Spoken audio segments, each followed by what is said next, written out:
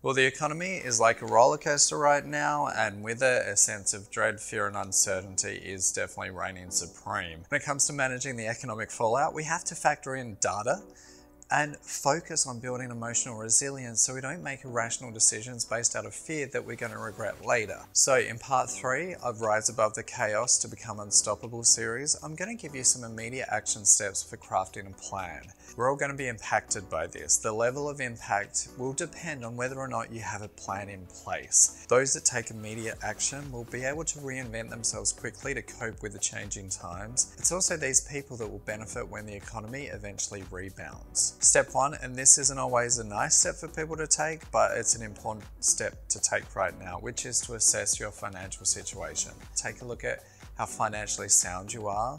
Businesses are facing potential closures and employees could lose their jobs. You may be forced to reinvent yourself to ensure you're part of an essential service supply chain. Many businesses and individuals are going to need to pivot right now to survive so they can flourish in the future. If you're an individual or a family unit, list down all of the cash that you have on hand, available credit, how long you can sustain a downfall for, and how you will sustain yourself if you're hit hard like many of us. Then brainstorm if you do need to make a pivot and reinvent yourself or reinvent your business to remain relevant professionally. For businesses, you may need to take out a capital loan, so watch the markets. Things are going to go from bad to worse. If you are to take out a loan, you may want to do it sooner rather than later in case banks start to reduce lending. But speak to your financial advisor to assess your options. As a family unit, see how you can support one another. Brainstorm ideas on how you can pivot to shore up your financial future. This is going to serve two purposes. One, it may be a massive wake-up call that you need to put an emergency fund in place for the future when things pick up so you're not caught out again.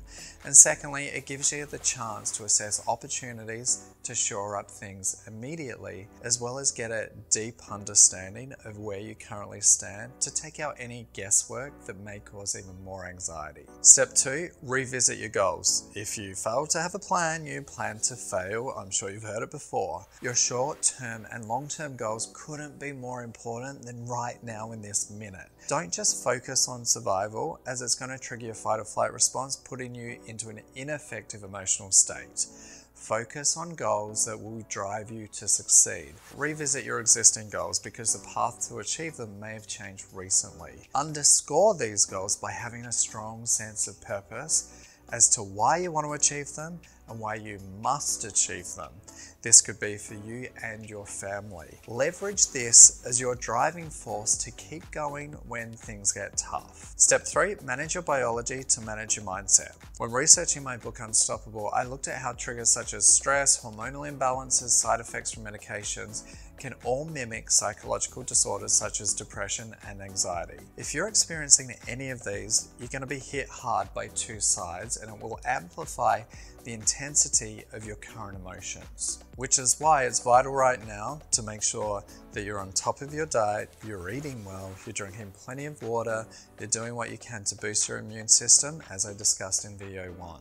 Now, there's another powerful biohack that I highly recommend, and that is to take the supplement ashwagandha, which you can of course order it online so you don't have to go outside if you don't need to.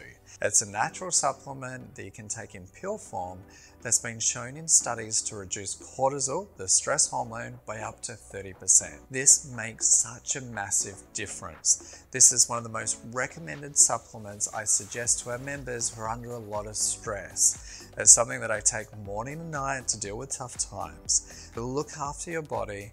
Make sure you supplement so you don't experience any nutritional deficiencies, which can also mimic psychological disorders, to ensure that you're in a peak mental state to troubleshoot the problems as they arise in the weeks ahead. But please don't bury your head in the sand. Don't panic.